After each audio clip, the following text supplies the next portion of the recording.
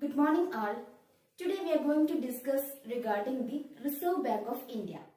The Reserve Bank of India is the central bank of our country and it was established in the year 1935. Now there will be a doubt. Who did the central banking functions before 1935? So the answer to this question is that Imperial Bank of India performed all the central banking functions before the establishment of RBI. How did the Imperial Bank of India formed? It formed by the amalgamation of three banks, that is Bank of Madras, Bank of Bombay and Bank of Bengal. These three banks amalgamated to form the Imperial Bank of India, and this bank performed all the central banking functions until 1935. After 1935, Reserve Bank of India was established, and then onwards it became the central bank in our country. Now let us discuss the functions of the Reserve Bank of India. The most important function is that RBI has got the monopoly to issue currency notes in our country. No other banks in the country can issue currency note except RBI. So it is the sole power of RBI to issue currency notes in our country. The second function of RBI is that it performs as a banker to the government, both the central government as well as the state government. So, collection of taxes and other charges will be done by the RBI on behalf of the government. And the same manner, the payments of the government will be met by the Reserve Bank of India through all the branches of the RBI throughout the country. And in those places where RBI does not have branches, the State Bank of India will do this function for the government. And any other transactions, any other remittances, etc. will be done by RBI for the government. The foreign exchange arrangement for the government is also done by RBI. Thus, we can say that RBI acts as a banker to the government, both central government as well as the state government. The RBI also acts as a financial advisor to the government. That is, it helps the government in formulating financial and economic policies. It also helps the government in 5-year plan implementation and also for formulating the 5-year plans. And it also supports the government in matters regarding international finance. The next function of RBI is that it acts as a banker's bank and the lender of last resort. So, RBI controls and supervises the whole banking functions in the country.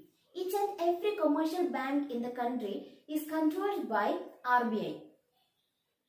A part of the deposits in all the banks is held by RBI. This is done for controlling the credit in the country. So, RBI becomes the lender of last resort. That is, the commercial banks, if they are short of money, they can get it from other commercial banks. And each and every commercial bank has transactions each other. And the RBI acts as a clearing house also for these banks. That is, their mutual indebtedness can be cleared through RBI, as every bank has holdings of cash balance with RBI. And if these banks are in need of money and they can get it from nowhere, then they can approach RBI as their last resort. Only if they approach RBI as their last resort, then RBI will help them. That is why RBI is called lender of last resort. RBI also discounts and rediscounts the bills of exchange, purchases and sell bills of exchange, etc. These functions are also done by RBI for supporting the commercial banks in the country.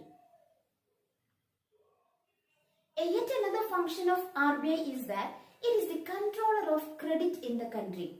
RBI controls the credit in the country with twin objectives. The main objective is to check inflation and then to increase the pace of economic growth. For these two objectives, RBI is controlling the credit in the country. And for controlling the credit, RBI has got its own credit controlling weapons. And these credit controlling weapons are classified into two as qualitative credit control weapons and quantitative credit control weapons. The quantitative credit control weapons are classified into four as bank rate policy, open market operations, variable cash reserve ratio and variable statutory liquidity ratio. And the qualitative credit control weapons include issuing directions to the banks, differential rates of interest, restrictions on clean advances, regulations on margin requirements and credit regulations to selected sectors, or selected sectors are given special consideration while issuing credit. And these qualitative credit control weapons are also called selective credit control weapons. In addition to these weapons, two other weapons are also there, like moral suasion. Moral suasion means persuasion on moral grounds with no implied force. There is no compulsion, only persuasion. So that is another weapon used by the RBI to control the credit in the country. And in addition to that, direct action is also there. This method is not used by the RBI because it is just like a punishment. It is done to those banks that follow unfair banking practices or that do not observe the rules and regulations set by the RBI. If such banks approach RBI for rediscounting facilities and all, the RBI won't allow it, or RBI will reject all the services to such banks. That is called direct action. Another function of RBI is that it controls the foreign exchange operations in the country. So, whatever foreign exchange transactions takes place in the country, that is controlled by RBI. And for commercial banks to engage in foreign exchange transactions, it has to get license from RBI. Only then they can deal in foreign exchange. So, RBI controls the whole foreign exchange transactions in the country.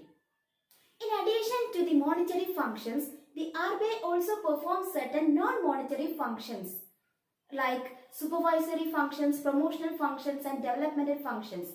RBI supervises the banks and all other financial institutions in the country. So, it performs a supervisory function. And the promotion and development functions, it helps in the promotion and development of many other institutions in the country and for the economic development of the country on the whole.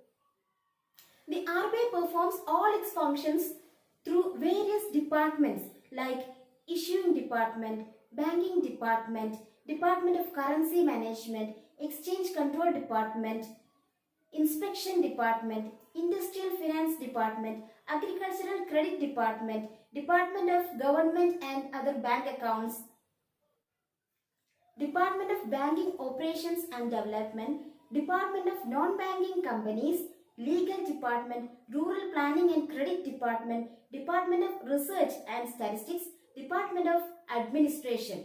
These are the different departments through which RBI performs all its functions and controls the credit in our country.